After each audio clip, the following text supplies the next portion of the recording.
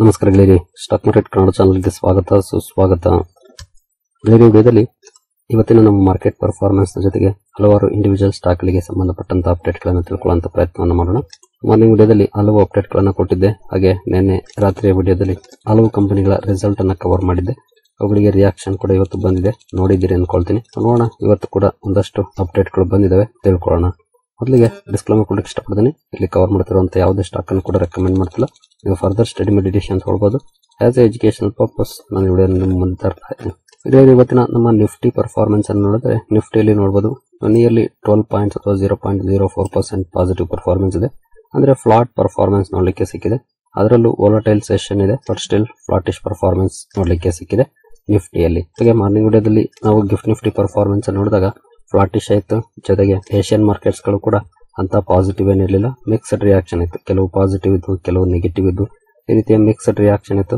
ಅದೇ ರೀತಿ ಫ್ಲಾಟಿಶ್ ಆಗಿ ಓಪನ್ ಆಯ್ತು, ನಂತರ ಕೊನೆವರೆಗೂ ಕೂಡ ಫ್ಲಾಟ್ ಆಗಿ ಟ್ರೇಡ್ ಆಗಿದೆ. ಸ್ವಲ್ಪ ಮಧ್ಯೆ ಪುಲ್ ಬ್ಯಾಕ್ ಗಳು ಕಂಡು ಬಂದ್ರು ಕೂಡ ಅಂತ ನೆಗೆಟಿವ್ ಆಗಲಿ ಅಥವಾ ಪಾಸಿಟಿವ್ ಆಗಲಿ ರಿಯಾಕ್ಷನ್ ಇಲ್ಲ. ಫ್ಲಾಟಿಶ್ ಕ್ಲೋಸಿಂಗ್ ಇವತ್ತು ನಮ್ಮ ಮಾರ್ಕೆಟ್ ಅಲ್ಲಿ ನೋಡಲಿಕ್ಕೆ ಸಿಕ್ಕಿದೆ. ಎಸ್ಪೆಷಲಿ ಇನ್ವೆಸ್ಟರ್ಸ್ ಹಾಗೂ ಟ್ರೇಡರ್ಸ್ ಇಂಪಾರ್ಟೆಂಟ್ ಇವೆಂಟ್ ಗಾಗಿ ವೇಟ್ ಮಾಡ್ತಿದ್ದಾರೆ. ನಾಳೆ ರಷ್ಯಾದ ವ್ಲಾಡಿಮಿರ್ ಪುಟಿನ್ ಹಾಗೂ ಡೊನಾಲ್ಡ್ ಟ್ರಂಪ್ ಅವರ ಮೀಟಿಂಗ್ ಇದೆ. ಅಲ್ಲಿ ಏನೆಲ್ಲ ಔಟ್ಕಮ್ ಬರ್ಬೋದು, ಏನಾದ್ರೂ ಯುದ್ಧಕ್ಕೆ ಅಂತ್ಯ ಸಿಗುತ್ತಾ? ಇನ್ ಕೇಸ್ ಯುದ್ಧಕ್ಕೆ ಅಂತ್ಯ ಸಿಕ್ಕರೆ ನಮ್ಮ ಇಂಡಿಯನ್ ಮಾರ್ಕೆಟ್ಗೂ ಕೂಡ ಅದು ಪಾಸಿಟಿವ್ ಆಗ್ಬೋದು. ಯಾಕೆಂತಂದ್ರೆ ಈಗ ಸದ್ಯದ ಮಟ್ಟಿಗೆ ಅಮೆರಿಕ ಉರಿದು ಬೀಳ್ತಿರೋದು ಅಥವಾ ಅವರು ಒಂದು ಕಾರಣವನ್ನ ಕೊಡ್ತಾ ಇರೋದು ಅಂತಂದ್ರೆ ರಷ್ಯಾದ ಆಯಿಲ್ ಅನ್ನ ಬೈ ಮಾಡ್ತಿದ್ದಾರೆ ಅಂತ. ಇನ್ ಕೇಸ್ ಯುದ್ಧ ಸ್ಟಾಪ್ ಆದ್ರೆ ಅವರು ಆ ರೀಸನ್ ಕೊಡಕ್ ಆಗೋದಿಲ್ಲ ಟ್ಯಾರಿಫ್ಗೆ. ಹಾಗಾಗಿ ಆ ಒಂದು ಔಟ್ಕಮ್ ಏನಿರ್ಬೋದು ಅನ್ನೋದ್ರ ಬಗ್ಗೆ ಇನ್ವೆಸ್ಟರ್ಸ್ ಈಗ ಕಾಶಿಯಸ್ ಆಗೇ ಇದ್ದಾರೆ. ಹಾಗಾಗಿ ಅಂತ ಪಾಸಿಟಿವ್ ಆಗಲಿ ಅಥವಾ ನೆಗೆಟಿವ್ ಆಗಲಿ ಇಂಡೆಕ್ಸ್ ಲೆವೆಲ್ ಅಲ್ಲಿ ರಿಯಾಕ್ಷನ್ ಬಂದಿಲ್ಲ ಅಂತಾನೆ ಹೇಳ್ಬೋದು. ಇನ್ನು ಸೆನ್ಸೆಕ್ಸ್ ಕಡೆ ಬಂದ್ರೆ ಇಲ್ಲೂ ಕೂಡ 57 ಪಾಯಿಂಟ್ಸ್ 0.07% ಪಾಸಿಟಿವ್ ಇದೆ. ಅಂದ್ರೆ ಇಲ್ಲೂ ಕೂಡ ಫ್ಲಾಟ್ ಪರ್ಫಾರ್ಮೆನ್ಸ್ ನೋಡ್ಲಿಕ್ಕೆ ಸಿಕ್ಕಿದೆ. ಇನ್ನು ಬ್ರಾಡ್ ಮಾರ್ಕೆಟ್ ಇಂಡೈಸಸ್ ಯಾವ ರೀತಿ ಪರ್ಫಾರ್ಮ್ ಮಾಡಿದ್ವು ಅಂತ ನೋಡಿದ್ರೆ, ನಿಫ್ಟಿ ನೆಕ್ಸ್ಟ್ 15 ನಲ್ಲಿ ನೋಡಬಹುದು 0.17% ನೆಗೆಟಿವ್ ಇದೆ. ಹಾಗೆ ನಿಫ್ಟಿ 100 ಅಲ್ಲಿ 0.01% ಪಾಸಿಟಿವ್, ಅಂದ್ರೆ ಫ್ಲಾಟ್ ಪರ್ಫಾರ್ಮೆನ್ಸ್ ಇದೆ. 200 ಕೂಡ 0.04% ಡೌನ್ ಇದೆ, ಅಥವಾ ಅಲ್ಲೂ ಕೂಡ ಫ್ಲಾಟ್. ನಿಫ್ಟಿ 500 ಅಲ್ಲಿ 0.08% ಡೌನ್ ಫಾಲ್ ಇದೆ. ಟೋಟಲ್ ಆಲ್ಮೋಸ್ಟ್ ನಿಫ್ಟಿ 50 ಇಂದ ನಿಫ್ಟಿ 500 ವರೆಗೂ ಕೂಡ ಫ್ಲಾಟಿಶ್ ಪರ್ಫಾರ್ಮೆನ್ಸ್ ನೋಡ್ಲಿಕ್ಕೆ ಸಿಕ್ಕಿದೆ, ನೋಡಬಹುದು. ನಂತರ ಮಿಡ್ ಕ್ಯಾಪ್ ಕಡೆ ಬಂದ್ರೆ, ಮಿಡ್ ಕ್ಯಾಪ್ 15 ಅಲ್ಲಿ ನೋಡಬಹುದು 0.44% ಡೌನ್ ಇದೆ. ಹಾಗೆ ಮಿಡ್ ಕ್ಯಾಪ್ 100 ಅಲ್ಲಿ 0.31% ಡೌನ್ ಇದೆ. ಮಿಡ್ ಕ್ಯಾಪ್ 115 ಅಲ್ಲಿ 0.24% ಡೌನ್ ಇದೆ. ಇಲ್ಲಿ 0.2 ಇಂದ 0.4% ವರೆಗೂ ಡೌನ್ ಫಾಲ್ ಇದೆ. ಸ್ಮಾಲ್ ಕ್ಯಾಪ್ ಕಡೆ ಬಂದ್ರೆ, ಸ್ಮಾಲ್ ಕ್ಯಾಪ್ 100 ಅಲ್ಲಿ 0.38% ಡೌನ್ ಇದೆ. ಸ್ಮಾಲ್ ಕ್ಯಾಪ್ 50 0.42% ಡೌನ್ ಇದೆ. ಸ್ಮಾಲ್ ಕ್ಯಾಪ್ 250 0.43% ಡೌನ್ ಇದೆ. ಅಂದ್ರೆ ಇಲ್ಲೂ ಕೂಡ 0.4% ವರೆಗೂ ಡೌನ್ ಫಾಲ್ ನೋಡ್ಲಿಕ್ಕೆ ಸಿಕ್ಕಿದೆ. ಮಿಡ್ ಕ್ಯಾಪ್ ಸ್ಮಾಲ್ ಕ್ಯಾಪ್ ಸ್ವಲ್ಪ ಡೌನ್ ಆಗಿದೆ, ಬಟ್ ಲಾರ್ಜ್ ಕ್ಯಾಪ್ ಅಲ್ಲಿ ಏನಂತ ಡೌನ್ ಫಾಲ್ ಇಲ್ಲ, ಫ್ಲಾಟಿಶ್ ಪರ್ಫಾರ್ಮೆನ್ಸ್ ನೋಡ್ಲಿಕ್ಕೆ ಸಿಕ್ಕಿದೆ. ಇನ್ನು ಮೈಕ್ರೋ ಕ್ಯಾಪ್ ಕಡೆ ಬಂದ್ರೆ, ಇಲ್ಲಿ 0.82% ನೆಗೆಟಿವ್ ಇಂಪ್ಯಾಕ್ಟ್ ಆಗಿದೆ, ನೋಡಬಹುದು. ಒಟ್ಟಿನಲ್ಲಿ ಒಂದಷ್ಟು ನೆಗೆಟಿವ್ ಪರ್ಫಾರ್ಮೆನ್ಸ್ ಬಂದಿದೆ, ಬಟ್ ಲಾರ್ಜ್ ಕ್ಯಾಪ್ ಅಲ್ಲಿ ಮಾತ್ರ ಸ್ವಲ್ಪ ಫ್ಲಾಟ್ ಪರ್ಫಾರ್ಮೆನ್ಸ್ ನೋಡ್ಲಿಕ್ಕೆ ಸಿಕ್ಕಿದೆ. ಇನ್ನು ಸೆಕ್ಟೋರಲ್ ಇಂಡೈಸಸ್ ಗಳು ಯಾವ ರೀತಿ ಪರ್ಫಾರ್ಮ್ ಮಾಡಿದ್ವು ಅಂತ ನೋಡಿದ್ರೆ, ನಿಫ್ಟಿ ಬ್ಯಾಂಕ್ ಅಲ್ಲಿ ನೋಡಬಹುದು 0.29% ಪಾಸಿಟಿವ್ ಇದೆ. ಫೈನಾನ್ಷಿಯಲ್ ಸರ್ವಿಸಸ್ 0.36% ಪಾಸಿಟಿವ್ ಇದೆ. ಇದರಲ್ಲಿ ಬೆಟರ್ ಪರ್ಫಾರ್ಮೆನ್ಸ್ ಬಂದಿದೆ ಅಂತ ಹೇಳ್ಬೋದು, ಬ್ಯಾಂಕಿಂಗ್ ಅಂಡ್ ಫೈನಾನ್ಷಿಯಲ್ ಸರ್ವಿಸಸ್ ಎರಡು ಸೆಕ್ಟರ್ಸ್ ಅಲ್ಲಿ. ಇನ್ನು ನಿಫ್ಟಿ ಆಟೋ ಫ್ಲಾಟ್ ಕ್ಲೋಸಿಂಗ್ ಅನ್ನ ಕೊಟ್ಟಿದೆ. ನಿನ್ನೆ ಮೊನ್ನೆ ಒಂದಷ್ಟು ಪಾಸಿಟಿವ್ ಪರ್ಫಾರ್ಮೆನ್ಸ್ ಇತ್ತು, ಇವತ್ತು ಫ್ಲಾಟಿಶ್ ಇದೆ. FMCG 0.64% ಡೌನ್ ಇದೆ. IT ಒಂದಷ್ಟು ಪಾಸಿಟಿವ್ ಇದೆ, ಇವತ್ತು 0.4% ಅಪ್ ಅಲ್ಲಿ ಕ್ಲೋಸಿಂಗ್ ಅನ್ನ ಕೊಟ್ಟಿದೆ. ಮೀಡಿಯಾ 0.5% ನೆಗೆಟಿವ್ ಇದೆ. ಮೆಟಲ್ಸ್ 1.39% ಡೌನ್ ಇದೆ. ನಿನ್ನೆ ತುಂಬಾ ಒಳ್ಳೆ ಪರ್ಫಾರ್ಮೆನ್ಸ್ ಮೆಟಲ್ ಸೆಕ್ಟರ್ ಅಲ್ಲಿ ನೋಡ್ಲಿಕ್ಕೆ ಸಿಕ್ಕಿತ್ತು, ಇವತ್ತು ಒಂದಷ್ಟು ನೆಗೆಟಿವ್ ಇಂಪ್ಯಾಕ್ಟ್ ಆಗಿದೆ, ಇಲ್ಲಿ ನೋಡಬಹುದು. ಫಾರ್ಮಾದಲ್ಲಿ 0.1% ಪಾಸಿಟಿವ್ ಇದೆ. PSU ಬ್ಯಾಂಕ್ಸ್ 0.12% ಪಾಸಿಟಿವ್ ಇದೆ. ಪ್ರೈವೇಟ್ ಬ್ಯಾಂಕ್ 0.04% ಪಾಸಿಟಿವ್ ಇದೆ. ರಿಯಾಲ್ಟಿನಲ್ಲಿ 0.76% ಡೌನ್ ಇದೆ. ಹೆಲ್ತ್ ಕೇರ್ 0.32% ಡೌನ್ ಇದೆ. ನಿನ್ನೆ ಹೆಲ್ತ್ ಕೇರ್ ಒಳ್ಳೆ ಪರ್ಫಾರ್ಮೆನ್ಸ್ ಅನ್ನ ಮಾಡಿತ್ತು, ಇವತ್ತು ಸ್ವಲ್ಪ ಮಟ್ಟಿಗೆ ನೆಗೆಟಿವ್ ಪರ್ಫಾರ್ಮೆನ್ಸ್ ಬಂದಿದೆ. ಕನ್ಸ್ಯೂಮರ್ ಡ್ಯೂರಬಲ್ಸ್ ಅಲ್ಲಿ ಒಳ್ಳೆ ಪರ್ಫಾರ್ಮೆನ್ಸ್ ಇದೆ, ಇವತ್ತು 0.75% ಪಾಸಿಟಿವ್ ಇದೆ. ಆಯಿಲ್ ಅಂಡ್ ಗ್ಯಾಸ್ 0.91% ಡೌನ್ ಇದೆ. ಇವತ್ತು ಕೂಡ ಸ್ವಲ್ಪ ಮಿಕ್ಸ್ಡ್ ರಿಯಾಕ್ಷನ್ ಇದೆ. ಕೆಲವು ಇಂಡೈಸಸ್ ಪಾಸಿಟಿವ್ ಇದ್ರೆ, ಕೆಲವು ಇಂಡೈಸಸ್ ನೆಗೆಟಿವ್ ಅಲ್ಲಿ ಕ್ಲೋಸಿಂಗ್ ಅನ್ನ ಕೊಟ್ಟಿದೆ.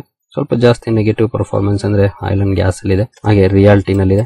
ನಂತರ ಮೆಟಲ್ ಸೆಕ್ಟರ್ ಅಲ್ಲಿ ಒಂದಷ್ಟು ಜಾಸ್ತಿ ನೆಗೆಟಿವ್ ರಿಯಾಕ್ಷನ್ ಇದೆ.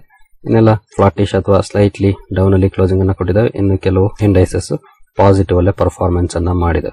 ಓವರ್ ಆಲ್ ತಗೊಂಡ್ರೆ ಮಿಕ್ಸ್ಡ್ ಪರ್ಫಾರ್ಮೆನ್ಸ್ ಇದೆ, ಬಟ್ ಸ್ವಲ್ಪ mid cap and small cap ಜಾಸ್ತಿ ಡೌನ್ ಆಗಿದೆ, ಅಂದ್ರೆ ಕಂಪೇರ್ ಟು ಲಾರ್ಜ್ ಕ್ಯಾಪ್. ಇನ್ನುಳಿದಂತೆ ಫ್ಲಾಟಿಶ್ ಪರ್ಫಾರ್ಮೆನ್ಸ್ ಇದೆ. ಈ ರೀತಿಯ ಪರ್ಫಾರ್ಮೆನ್ಸ್ ಇವತ್ತು ನೋಡ್ಲಿಕ್ಕೆ ಸಿಕ್ಕಿದೆ. ನಾನು ಅವಾಗಲೇ ಹೇಳಿದಾಗೆ ಒಂದು ಮೇಜರ್ ಇವೆಂಟ್ ಕಡೆ ಈಗ ಎಲ್ಲರ ಗಮನ ಇದೆ. ನಾಳಿನ ಮೀಟಿಂಗ್ ಅಲ್ಲಿ ಏನೆಲ್ಲ ಔಟ್ಕಮ್ ಬರಬಹುದು ಅಂತ. ಇನ್ ಕೇಸ್ ಅಲ್ಲಿ ನೆಗೆಟಿವ್ ಔಟ್ಕಮ್ ಬಂತು ಅಂದ್ರೆ ಎಸ್ಪೆಷಲಿ ಟ್ರಂಪ್ ಅವರ ಒತ್ತಡಕ್ಕೆ ಪುಟಿನ್ ಮಣಿದೇ ಇದ್ರೆ ಮಣಿಯುವಂತ ಚಾನ್ಸಸ್ ಕೂಡ ಕಡಿಮೆನೆ, ಯಾಕಂದ್ರೆ ಟ್ರಂಪ್ ನ ಯಾರು ಸೀರಿಯಸ್ ಆಗಿ ತಗೊಳ್ತಿಲ್ಲ ಈಗ. ಅದಕ್ಕೆ ಅಗೇನೆಸ್ಟ್ ಆಗಿ ಟ್ರಂಪ್ ಯಾವ ರೀತಿ ಡಿಸಿಷನ್ ತಗೊಳ್ತಾರೆ ಇದು ಇಂಪಾರ್ಟೆಂಟ್ ಆಗುತ್ತೆ. ಯಾಕಂದ್ರೆ ಎಸ್ಪೆಷಲಿ ಟ್ರಂಪ್ ಕೋಪ ತೋರಿಸ್ತಾ ಇರೋದು ಭಾರತದ ಮೇಲೆ, ಅಂದ್ರೆ ರಷ್ಯಾ ಒಂದು ಕಾರಣ ಅಷ್ಟೇ ಆಕ್ಚುಲಿ ನೋಡಿದ್ರೆ. ಹಾಗಾಗಿ ಸ್ವಲ್ಪ ಕಾಶಿಯಸ್ ಆಗಿದ್ದಾರೆ ಇನ್ವೆಸ್ಟರ್ಸ್ ಅಂಡ್ ಟ್ರೇಡರ್ಸ್. ಇವತ್ತು ನೋಡೋಣ ಯಾವ ರೀತಿ ಪರ್ಫಾರ್ಮೆನ್ಸ್ ಸೋಮವಾರ ಬರುತ್ತೆ ಅಂತ. ಯಾಕಂದ್ರೆ ನಾಳೆ ಅಂತೂ ಮಾರ್ಕೆಟ್ ರಜೆ ಇದೆ, ಆಗಸ್ಟ್ 15 ನಮ್ಮ ಮಾರ್ಕೆಟ್ ಕ್ಲೋಸ್ ಇರುತ್ತೆ. ನಾಳೆ ಅಂತೂ ರಿಯಾಕ್ಷನ್ ಏನಿರೋದಿಲ್ಲ, ಸೋಮವಾರನೇ ನಮಗೆ ರಿಯಾಕ್ಷನ್ ನೋಡ್ಲಿಕ್ಕೆ ಸಿಗೋದು, ಅಲ್ಲಿನ ಔಟ್ಕಮ್. ಅಷ್ಟರಲ್ಲಿ ಕಷ್ಟ ವಿಚಾರಗಳು ಗೊತ್ತಾಗುತ್ತೆ. ಜೊತೆಗೆ ಮಾರ್ಕೆಟ್ಗೆ ಎಷ್ಟರ ಮಟ್ಟಿಗೆ ಇಂಪ್ಯಾಕ್ಟ್ ಆಗ್ಬೋದು ಅನ್ನೋದು ಕೂಡ ಗೊತ್ತಾಗುತ್ತೆ. ರಜೆ ಇರೋದ್ರಿಂದ ಏನ್ ಇಮಿಡಿಯೇಟ್ಲಿ ರಿಯಾಕ್ಷನ್ ನೋಡಕ್ಕಾಗೋದಿಲ್ಲ. ಹಾಗಾಗಿ ಮಾರ್ಕೆಟ್ ಕೂಡ ಅಲ್ಲಿನ ಸಾಧಕ ಬಾಧಕಗಳನ್ನ ನೋಡಿದ ನಂತರನೇ ರಿಯಾಕ್ಟ್ ಮಾಡೋದು. ಹಾಗಾಗಿ ಏನು ಅಷ್ಟು ಅರ್ಜೆನ್ಸಿ ಇರೋದಿಲ್ಲ, 3 days ಕಂಟಿನ್ಯೂಸ್ ರಜೆ ಇರೋದ್ರಿಂದ. ನೋಡೋಣ ಏನ್ ಔಟ್ಕಮ್ ಬರುತ್ತೆ ಅಂತ. ಜೊತೆಗೆ ನಾಳೆ ಇಂಡಿಪೆಂಡೆನ್ಸ್ ಡೇ ಸ್ಪೀಚ್ ಕೂಡ ಇರುತ್ತೆ ನರೇಂದ್ರ ಮೋದಿ ಅವರು.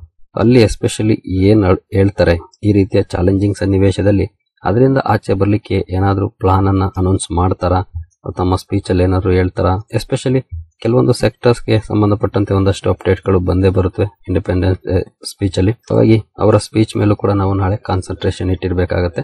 ಆ ಸೆಕ್ಟರ್ಸ್ ಅಲ್ಲೂ ಕೂಡ ರಿಯಾಕ್ಷನ್ ನಮಗೆ ಸೋಮವಾರ ನೋಡ್ಲಿಕ್ಕೆ ಸಿಗುವಂತ ಚಾನ್ಸಸ್ ಇರುತ್ತೆ. ಸಾಧ್ಯವಾದ್ರೆ ನಾನು ಅದ್ರ ಬಗ್ಗೆ ಸೆಪರೇಟ್ ವಿಡಿಯೋ ಕವರ್ ಮಾಡಿ ತಿಳಿಸ್ಕೊಡ್ತೀನಿ, ನೋಡೋಣ. ಇನ್ನು ಬೇರೆ ಸುದ್ದಿಗಳ ಕಡೆ ನಾವು ಬರೋದ್ರೆ, ಜೇನ್ ಸ್ಟ್ರೀಟ್ ನಿಮ್ಗೆಲ್ರಿಗೂ ಗೊತ್ತಿರೋ ಹಾಗೆ ಇವರ ಮೇಲೆ ಸೆಬಿ ಒಂದಷ್ಟು ಫೈನ್ ಹಾಕಿತ್ತು, ಜೊತೆಗೆ ಟ್ರೇಡಿಂಗ್ ಅನ್ನ ಬ್ಯಾನ್ ಕೂಡ ಮಾಡಿತ್ತು. ಆನಂತರ ಟ್ರೇಡಿಂಗ್ ಅನ್ನ ಲಿಫ್ಟ್ ಮಾಡಿದೆ, ಬಟ್ ಸ್ಟಿಲ್ ಇವರು ಟ್ರೇಡಿಂಗ್ ಅನ್ನ ಸ್ಟಾರ್ಟ್ ಮಾಡಿಲ್ಲ ಅನ್ನುವಂತ ಮಾತನ್ನು ಹೇಳಿದ್ದಾರೆ. Jane Street not trading in India despite SEBI go ahead, spokesperson says. ಇನ್ನು ರೀಸ್ಟಾರ್ಟ್ ಮಾಡಿಲ್ಲ, ಮೇ ಬಿ ಅಲ್ಲಿನ ಒಂದಷ್ಟು ವಿಚಾರಗಳ ಕ್ಲಾರಿಫಿಕೇಶನ್ ನಂತರನೇ ಸ್ಟಾರ್ಟ್ ಮಾಡಬಹುದು. ಈ ಒಂದು ಅಪ್ಡೇಟ್ ಇವತ್ತು ಬಂದಿದೆ. ಇನ್ನು JSW ಸಿಮೆಂಟ್ IPOದ ಲಿಸ್ಟಿಂಗ್ ಇತ್ತು ಇವತ್ತು. 4% ಪ್ರೀಮಿಯಂಗೆ ಲಿಸ್ಟ್ ಆಗಿದೆ JSW ಸಿಮೆಂಟ್. ಮಾರ್ನಿಂಗ್ ವಿಡಿಯೋದಲ್ಲಿ ನೋಡಿದ್ವಿ, ಆಲ್ಮೋಸ್ಟ್ ಸೇಮ್ ರೇಂಜ್ ಅಲ್ಲೇ ಇತ್ತು, ಅದೇ ರೇಂಜ್ ಅಲ್ಲೇ ಲಿಸ್ಟಿಂಗ್ ಕೂಡ ಆಗಿದೆ. ಇನ್ನು ಆಲ್ ಟೈಮ್ ಪ್ಲಾಸ್ಟಿಕ್ಸ್ IPOದ ಲಿಸ್ಟಿಂಗ್ ಕೂಡ ಇವತ್ತಾಗಿದೆ.